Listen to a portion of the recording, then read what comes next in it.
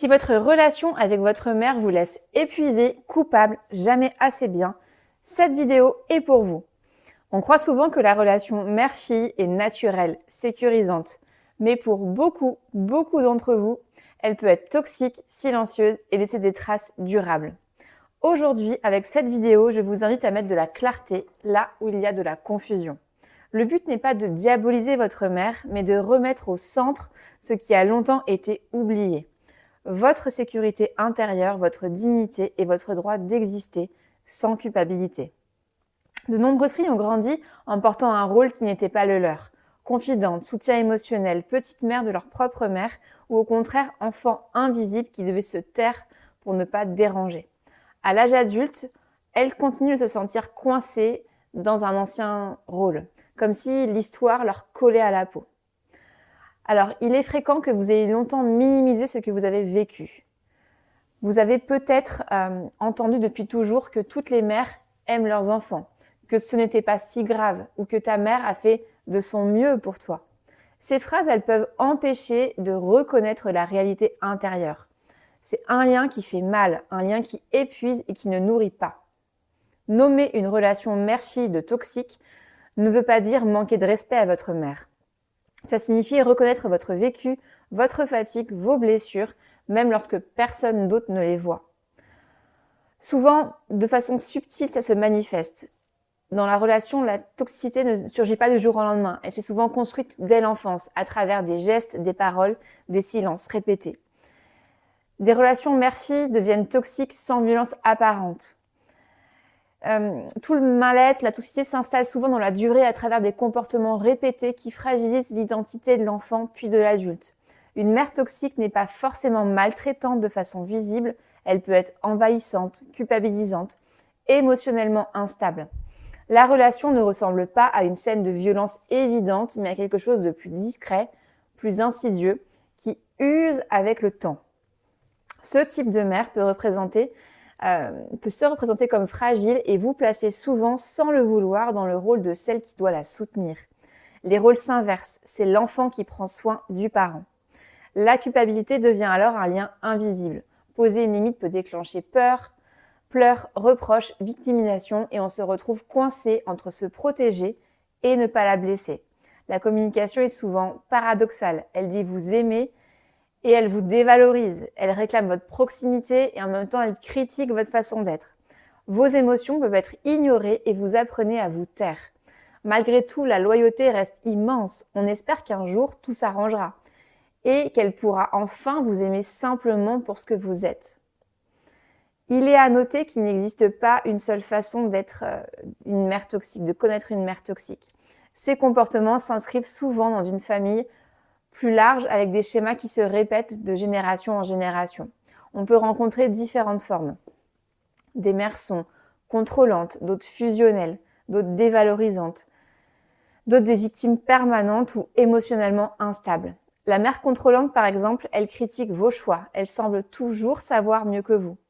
La mère fusionnelle, elle attend que vous soyez sa confidente, sa petite maman, et vous vous sentez responsable de son bien-être. La mère dévalorisante, elle rabaisse, elle compare, elle minimise vos réussites. La mère victime permanente vous charge de toute sa souffrance et la mère instable peut passer de l'affection à la froideur en un claquement de doigts, vous laissant dans l'incertitude. Tous ces types peuvent se combiner et ce qui définit la toxicité, ce n'est pas seulement la perfection impossible, mais la répétition de comportements qui blessent et qui empêchent de se construire. Pourquoi votre mère est toxique ? Eh bien, votre mère peut devenir toxique sans réelle intention consciente de nuire. Parfois, ce n'est pas par méchanceté, mais parce qu'elle reproduit un schéma qu'elle a elle-même reçu, sans en avoir conscience, elle aussi. C'est souvent transmis de génération en génération. Une mère qui a grandi dans une famille où les émotions n'étaient pas validées, où la critique était omniprésente, où l'affection se montrait conditionnellement, eh bien, sans thérapie, elle va reproduire ces dynamiques sans même s'en rendre compte. Elle agit avec les outils qu'elle connaît et il est aussi fréquent qu'elle souffre elle-même d'abus émotionnels, d'abandon, de négligence dans son enfance ou dans son adolescence. Cette souffrance non résolue, eh bien, elle crée des zones d'ombre dans sa relation avec ses enfants et donc avec vous. Elle peut être envahissante pour combler ses propres manques ou distante parce qu'elle ne sait pas comment exprimer de l'amour autrement que par la critique ou par la pression. Cette transmission intergénérationnelle montre que la toxicité n'est pas toujours consciente et n'est pas dans le vide. Comprendre cela ne minimise pas votre douleur, mais elle permet de mettre de la clarté sur ce processus. Alors, quels sont les effets d'avoir grandi dans un lien toxique avec sa mère ? Eh bien, à l'âge adulte, une relation toxique avec sa mère peut se traduire par un doute permanent, une faible estime de vous-même, des difficultés à poser vos limites et des schémas relationnels répétitifs, amoureux ou amicaux. La relation à la mère construit la façon dont vous vous percevez. Lorsque ce lien a été fait de dévalorisation, d'indifférence, de contrôle, vous pouvez grandir avec l'impression d'être de trop, pas assez, et vous hésitez sur vos choix, vous demandez l'avis des autres avant de décider pour vous-même. Vous avez peur de vous tromper. Intérieurement, une petite voix critique répète ce que votre mère a fait passer pendant des années et des années, parfois sans qu'elle le dise clairement. Vous devriez être différente pour mériter l'amour, par exemple. Les relations amoureuses et amicales sont souvent touchées, comme je l'ai dit. Beaucoup de femmes ayant vécu une relation mère-fille toxique attirent sans le vouloir des partenaires qui reproduisent le même fonctionnement. Contrôlant, froid, instable émotionnellement, exigeant ou au contraire totalement indisponible. Ce n'est pas un hasard mais un conditionnement affectif. Ce que vous avez connu tôt devient familier et cette familiarité, elle peut se confondre avec l'amour. Vous pouvez alors accepter des comportements qui vous blessent, simplement parce que vous avez appris que l'amour fait mal. Dire non, s'affirmer, choisir pour vous peut déclencher une peur intense de décevoir ou d'être rejeté. Vous avez parfois l'impression d'exister à travers ce que vous donnez aux autres et très peu à travers ce que vous êtes vous-même. Quand vous essayez de vous affirmer, une culpabilité surgit, presque mécanique, comme si vivre selon vos besoins était une faute morale. Dans la vie professionnelle également, l'impact peut se faire sentir. Difficulté à se sentir légitime, peur de déranger, perfectionnisme épuisant, besoin d'en faire toujours plus pour être reconnu. Vous pouvez avoir du mal à vous attribuer vos réussites ou à demander une juste reconnaissance.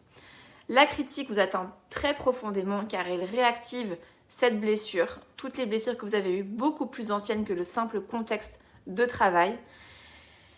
Eh bien, ce qui distingue la relation mère-fille, c'est le lien identitaire et émotionnel très particulier qu'elle tisse dès l'enfance. La fille ne se construit pas seulement à travers son regard sur le monde, mais aussi à travers celui de sa mère, qui représente souvent le modèle féminin de référence.